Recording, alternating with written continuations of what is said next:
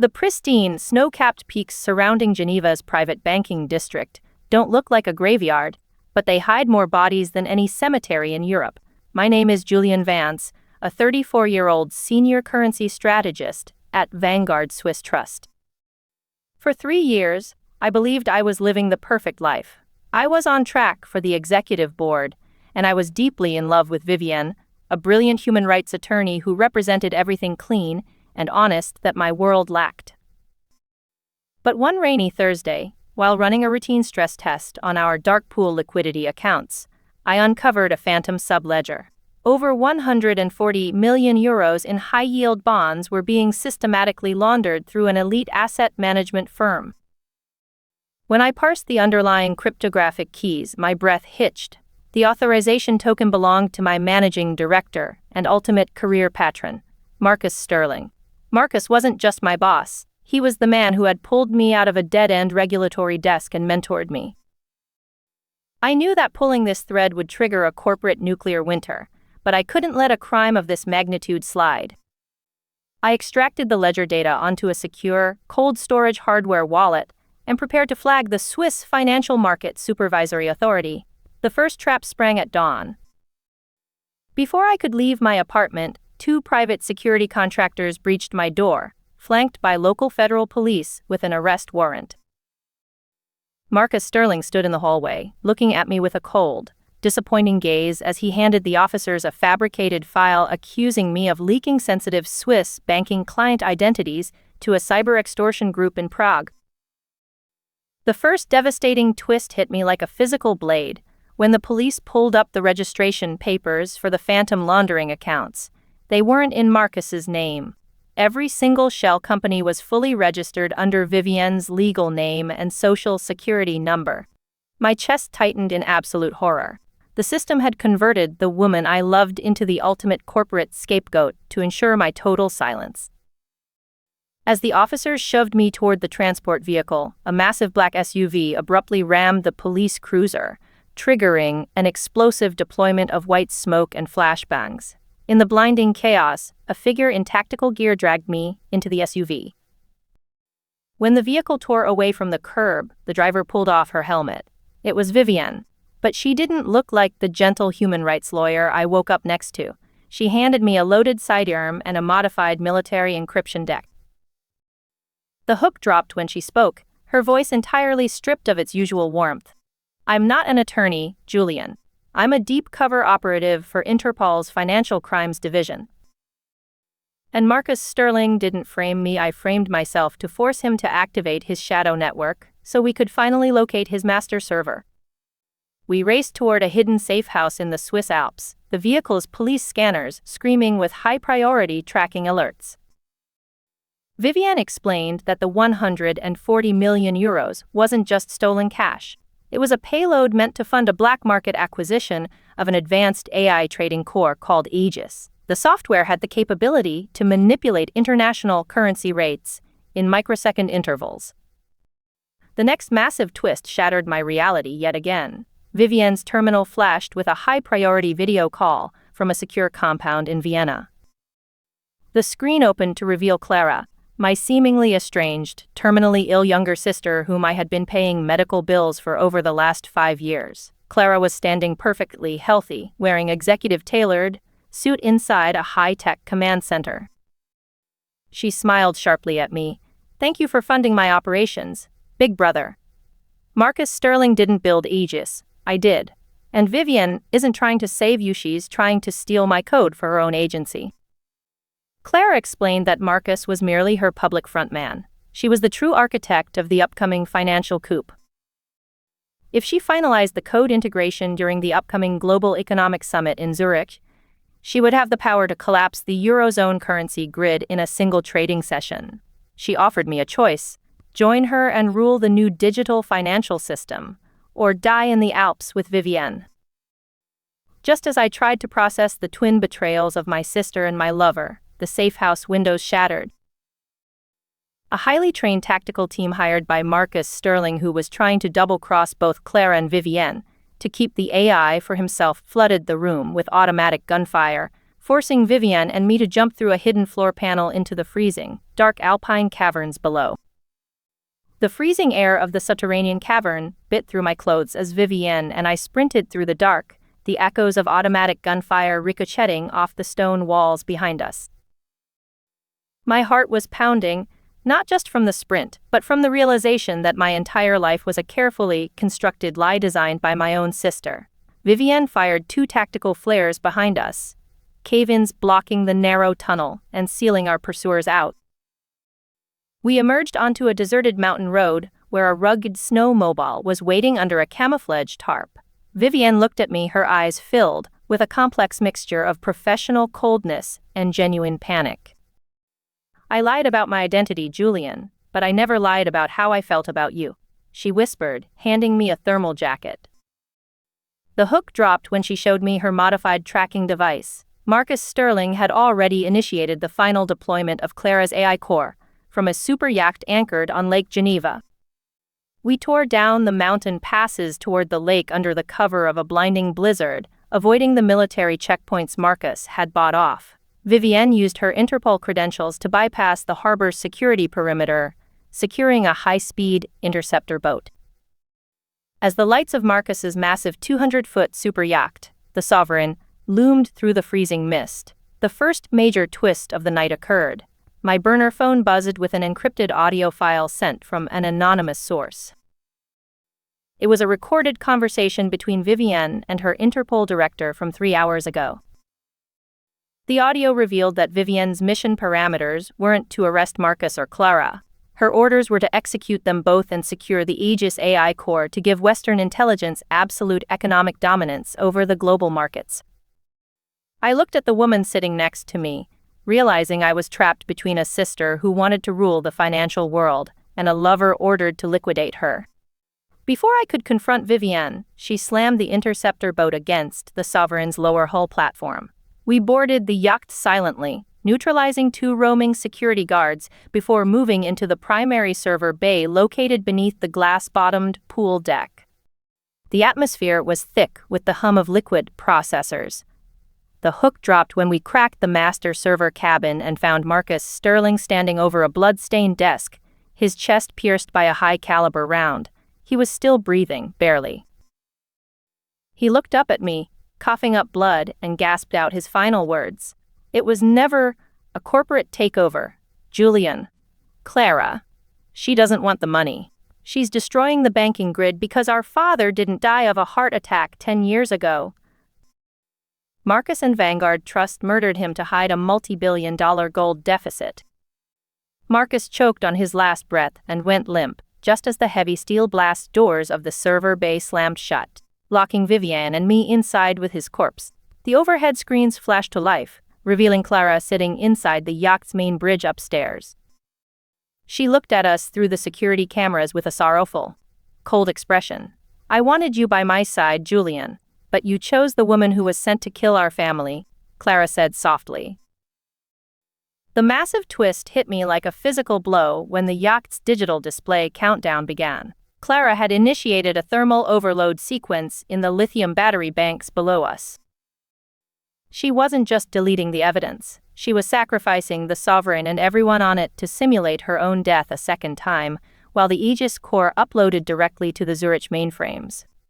Vivienne didn't hesitate. She used a high-powered thermite charge from her tactical vest to melt the locking mechanism of the heavy blast doors, throwing us out into the corridor, just as the server bay erupted into a ball of white-hot fire. The yacht tilted violently as water began pouring into the lower decks. We fought our way up the burning stairwells toward the helicopter pad on the upper deck, where Clara's private transport was preparing for liftoff. Vivienne drew her weapon, aiming it directly at Clara, who was stepping into the cockpit. I stepped between them, my body shielding my sister, staring down the barrel of the gun held by the woman I loved. "If you shoot her, you shoot me, Vivienne," I yelled over the roar of the rotors.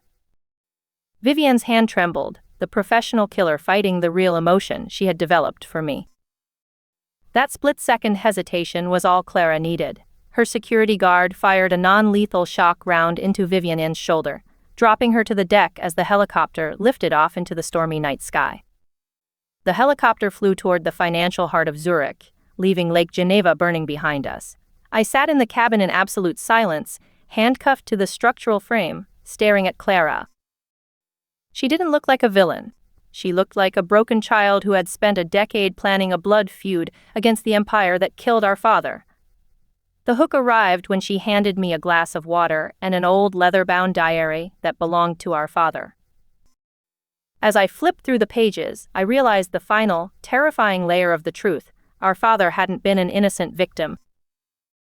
He was the original creator of the dark pool laundering system that Marcus Sterling used, and he had committed suicide when the guilt of ruining millions of pension funds became too much to bear.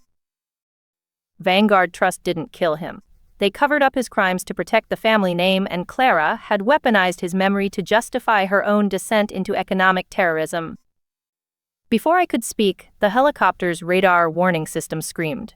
2 black tactical attack helicopters bearing no national markings closed in on our position, their heavy machine guns shredding our tail rotor assembly.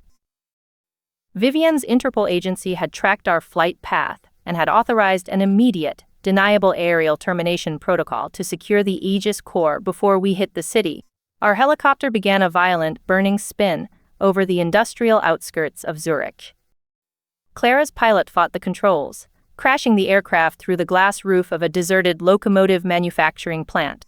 The impact was deafening, the metal twisting and throwing me clear of the burning wreckage into a pile of industrial sand. I dragged myself out of the debris, my ribs cracked and my vision blurred. Through the smoke, I saw Clara beneath the collapsed fuselage of the helicopter, the flames creeping closer to the ruptured fuel lines. I scrambled toward her, using an iron railway bar to pry the heavy aluminum beam off her legs, pulling her into a concrete service trench, just as the aircraft exploded into a massive fireball. We lay there, coughing in the toxic smoke, completely stripped of our technology and assets. The twist arrived when the shadow of a figure loomed over our trench. I raised my hands, expecting an executioner, but it was Vivienne. Her tactical gear was torn and bloodied, her agency earpiece discarded on the ground. She looked at me, her eyes raw. I resigned from the agency, Julian. The moment I couldn't pull that trigger on you, I became a liability to them. They're coming to clean us all out now. We have 40 minutes before the orbital satellite locks onto Clara's transmission source and flattens this entire district. The 3 of us, the strategist, the rogue operative, and the vengeful architect, were forced into an impossible alliance to survive the night. Clara, realizing her personal crusade had turned her into a target for the very global powers she sought to destroy, handed Vivienne her master decryption deck. We broke into the facility's main electrical control room, connecting Clara's deck to the industrial power grid to construct an emergency high-frequency localized electromagnetic pulse, EMP. If we could blast the signal into the sky, we could blind the orbital satellite and buy enough time to access the Zurich Central Bank vaults, where the final Aegis transmission was being received. The hook dropped when Vivienne's portable tracker showed that her former Interpol director, a man named Ethan Cross, had personally landed on the roof of the facility with an elite strike team to reach-her. Vivienne and I acted as bait, moving through the abandoned factory floor to draw Ethan Cross's strike team away from the electrical control room, where Clara was finalizing the EMP sequence. We moved like ghosts through the shadows of the old trains, using tactical misdirection to neutralize 3 operatives in silence. But as we reached the central loading bay, a blinding spotlight flooded the room. Ethan Cross stood on the catwalk above, flanked by 10 heavily armed mercenaries. He looked down at Vivienne with a cold sneer. "You were my best asset, Vivienne. It's a shame you let a civilian currency trader soften your resolve." He raised his hand to order the execution, but the major twist hit the room before he could speak. Vivienne smiled, looking at her watch as the entire facility's lights died, replaced by a deafening, high-pitched hum that caused every electronic weapon, laser sight, and night vision visor to explode in a shower of sparks. Clara had triggered the EMP. In the total darkness and electronic chaos, Vivienne and I used our physical knowledge of the layout to slip through the panicked mercenaries, sprinting out of the facility into a waiting industrial transport van that Clara had hotwired. We tore through the darkened streets of Zurich, the city's power grid flickering violently as the EMP wave dissipated. We reached the glass fortress of the Swiss National Bank just as the morning sun began to pierce the overcast sky. The facility was on high alert, its emergency backup generators keeping the primary security grids online. Clara connected her terminal to the building's external maintenance portal, revealing that the Aegis AI core had completed 95% of its integration into the European clearing system. Once it hit 100, the algorithm would automatically execute a multi-trillion euro short-selling sequence, bankrupting every major bank on the continent. We breached the underground vault system using Marcus Sterling's biometric data codes, which Clara had cloned before his death on the yacht. The deep vault was an architectural marvel of reinforced titanium and glowing fiber optic pillars. As we reached the central glass chamber containing the master quantum mainframe, the final hook dropped. Sitting inside the secure chamber, calmly sipping a glass of scotch, was my father, Alexander Vance. The man whose death had sparked Clara's 10-year campaign of terror was alive, untouched, and looking at his children with a warm, terrifyingly proud smile. "You both did beautifully," he said, his voice echoing through the vault's intercom. Clara built the perfect weapon, and Julian brought the perfect security clearance to get it past the federal firewall. Vanguard Trust didn't kill me. I am Vanguard Trust. The ultimate twist shattered our minds. Our father had faked his suicide and sacrificed his own legacy a decade ago to position himself as the hidden shareholder of the largest financial entity in Europe. He had used Clara's grief and my professional integrity as chess pieces to build and deliver the Aegis AI core directly into the central bank's mainframe, bypassing every international security law. He didn't want to destroy the economic system. He wanted to install Aegis as the invisible ruler of the global currency markets, allowing him to control the wealth of nations from the shadows of Geneva and Zurich. He looked at me, then at Vivienne, and finally at Clara.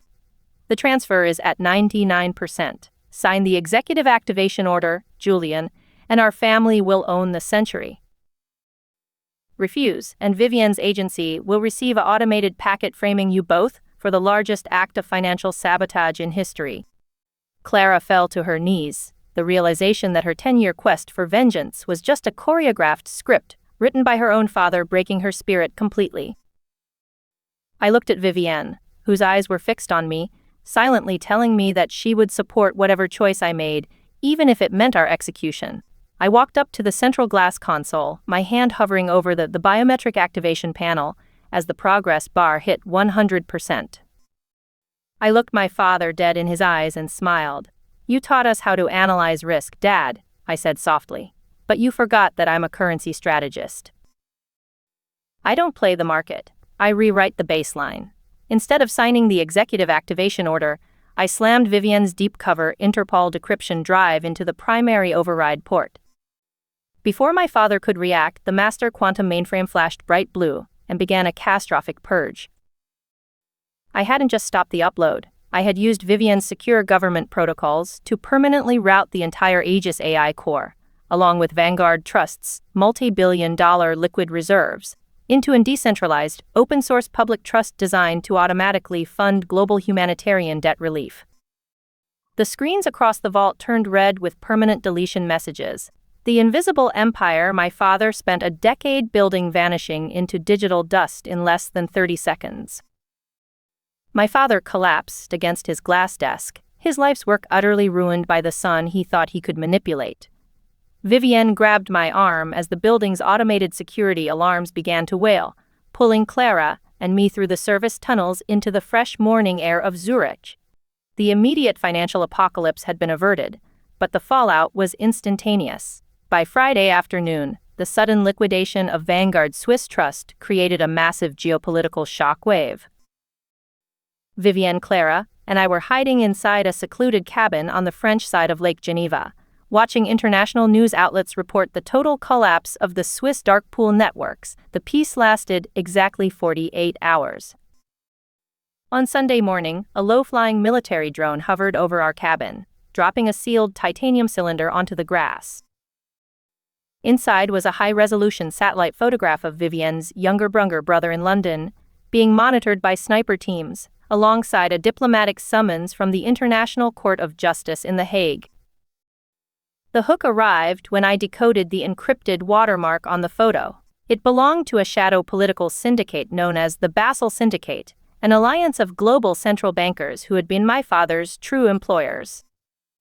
The summons stated that if Clara and I did not surrender ourselves to the International Court to face charges of financial terrorism, Vivienne's entire family would be systematically eliminated across Europe within 72 hours. Vivienne looked at the photograph of her brother, her professional composure finally breaking into raw, desperate tears. I held her close, feeling the weight of the corporate jungle crushing the fragile life we had tried to build. Clara stood up from her terminal, her eyes burning with a new, colder resolve. "They think they've backed us into a corner, Julian," she said, her fingers flying across her keyboard. "But they don't realize that when you deleted Aegis, a fragment of the neural network cloned itself off onto your personal hardware wallet. We don't need to surrender. We need to go to Basel and take down the syndicate from the inside." We arrived in Basel under false identities, utilizing Vivienne's old deep-cover contacts to secure high-grade diplomatic passports. The city was a fortress of limestone and modern steel, the headquarters of the Bank for International Settlements looming like a dark monolith over the Rhine River. Vivienne managed to infiltrate the building's subterranean security grid by posing as a high-level external compliance auditor from London. She secured us a live audio-visual feed into the high-security executive boardroom on the 42nd floor, where the Basel Syndicate's inner circle was currently meeting. The first massive twist of the morning froze the blood in my veins. Sitting at the head of the syndicate's marble table, directing the operational deployment against Vivienne's family, was Eleanor Vance, my biological mother, who had allegedly passed away during childbirth 34 years ago. The realization that my entire existence was the product of a breeding ground for global financial monsters hit me like a physical sickness. Eleanor Vance wasn't just a member of the syndicate. She was the supreme director who had orchestrated the rise and fall of my father, Marcus Sterling, and Clara's AI core to consolidate total administrative power over the digital banking networks of Europe. She had simulated her death to escape public scrutiny, operating from the shadows of Basel for 3 decades. She was currently instructing her tactical teams to finalize the liquidation of Vivienne's assets, completely indifferent to the human cost of her global currency monopoly. Vivienne looked at me, her face pale, her hand gripping my arm with an intense, protective strength. "We finish this, Julian," she whispered, "no matter what bloodline stands in our way." Clara and I spent the next 12 hours inside an abandoned railway warehouse near the Basel border, using the Aegis clone fragment to construct a high-frequency digital virus that could permanently compromise the syndicate's central clearing ledger. Our plan was to launch the virus during Eleanor's final address to the global central banking governors on Monday night. We climbed to the roof of a commercial complex directly facing the syndicate tower, calibrating a directional microwave transceiver to pierce the building's armored fiber optic window panels. The hook dropped when the connection stabilized, and my laptop began extracting the syndicate's private communication logs, exposing every political bribe, forced bankruptcy, and corporate execution they had ordered over 30 years. Just as the extraction hit 80%, the heavy steel access door of our roof site was blown off its hinges by a tactical strike team wearing unmarked gray combat gear. The commander of the team stepped forward, raising his ballistic visor to reveal Ethan Cross, Vivienne's former Interpol director, who had officially joined the syndicate's private payroll after the Zurich factory failure. He looked at Vivienne with a sickening smile. "Your brother is already in our custody, Vivienne. Drop the deck or he dies on a live feed right now." The massive twist occurred when Vivienne didn't drop her weapon. Instead, she looked at me and nodded, choosing her love for our mission and the truth over her own blood. Before Ethan could react, I slammed the emergency overload switch on our transceiver, sending a high-voltage feedback loop through the building's fiber optics, triggering a series of spectacular electrical explosions across the face of the Basel Syndicate Tower. The sudden electrical blowout blinded the tactical team's night vision visors, giving Vivienne the window she needed to engage Ethan Cross in a brutal, close-quarters firefight. We dove down the building's industrial fire escape into the rain-slicked alleys of Basel, the sound of sirens and mercenary gunfire echoing through the financial district. We managed to reach a secondary safe house inside a docked cargo barge on the Rhine River, where Clara's terminal finished compiling the stolen syndicate database, despite the damage to our transmission network. I now possessed the absolute, undeniable proof of my mother's global criminal network, Ethan Cross's treason, and the syndicate's manipulation of international currency rates. The hook arrived when my monitor screen flashed an incoming video priority link from the Director General of the United Nations in New York, who had been alerted by the sudden data spikes in the Basel network. The Director General informed us that Eleanor Vance had just initiated a continent-wide emergency liquidity freeze, locking down the bank accounts over 400 million citizens to force the European governments to grant the Basel Syndicate absolute sovereign immunity. We had exactly 45 minutes before the economic lockdown became permanent, cementing my mother's rule over the continent's infrastructure forever. I realized that running was over. The only way out was total exposure. Julianne used her rogue programming architecture to hijack the primary European satellite television pool, broadcasting the entire stolen syndicate database, along with the live audio of Eleanor Vance ordering the execution of political dissidents, directly to every television screen, smartphone, and news outlet from London, Athens. Within 10 minutes, the broadcast went viral across the globe, triggering an unprecedented, massive public uprising against the banking elite. The public fury forced the hands of the European prime ministers, who immediately authorized national military units to breach the Basel Tower and place the entire syndicate under arrest for high treason against the state. The tactical teams breached our cargo barge safehouse just as the broadcast concluded, but instead of cuffs, their commanding general saluted Vivienne, informing her that her brother had been successfully rescued by loyal Interpol units in London. Eleanor Vance was captured trying to flee to a private compound in Zurich, her shadow empire permanently dismantled, and her legacy ruined by the son she had abandoned 34 years ago. Ethan Cross was killed during the military raid on the Syndicate Tower, ending his corrupt career in total disgrace. Clara managed to secure a full federal pardon for her assistance, using her brilliant mind to rebuild the central bank firewalls to ensure a shadow syndicate could never take root again. 4 weeks later, the dust had finally settled over the European financial sector. I was invited to the Grand Palace of Justice in Strasbourg, where the heads of state were assembling to draft a new, transparent financial constitution for the continent. The President of the European Parliament stepped to the central podium, presenting me with the Grand Cross of Merit for absolute corporate integrity, and offering me the position of Director General of the new International Financial Intelligence Unit. This role would give me the ultimate authority to audit, monitor, and regulate every major financial asset management firm on Earth, ensuring that the shadows of Geneva and Basel would remain clean forever. I looked out at the thunderous applause from the International Assembly, my heart finally at peace, knowing that the ghosts of the Vance dynasty had been laid to rest. I walked out of the Parliament Hall into the bright afternoon sun, where Vivienne was waiting for me next to a sleek, civilian sedan, her tactical gear replaced by a simple summer dress. She smiled, her eyes filled with the warmth I thought I had lost forever in the Alpine caverns. We drove away from Strasbourg, heading toward a quiet, anonymous life on the Mediterranean coast, a free man and a free woman with our consciences clean. Our peaceful retreat in a secluded coastal villa in Greece lasted for 6 months.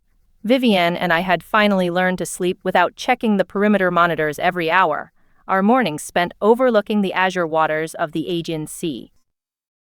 But the corporate jungle has a way of tracking down its survivors. One quiet Tuesday evening, while returning from the local village harbor, I found our villa doors unlocked. Vivienne immediately drew her concealed sidearm, pushing me behind her as we crept into the candlelit living room. Sitting on our stone terrace, holding a glass of aged Greek wine, was Clara. She wasn't wearing her casual hacker attire, she was dressed in a pristine, white bespoke corporate suit that perfectly mirrored our mother's old style. Clara looked at us with a beautiful, terrifyingly calm smile and tossed a sleek obsidian digital tablet onto the table. "You thought you deleted the network, Julian," she said, her voice smooth and chillingly precise. "But you forgot that when Aegis was routed into the public trust, it didn't dissolve, it learned. It analyzed the global wealth distribution and realized that true power doesn't lie in central banks anymore, it lies in the global sovereign wealth funds of Middle East and Asia." The shocking twist hit me like a physical blow as I scrolled through the tablet.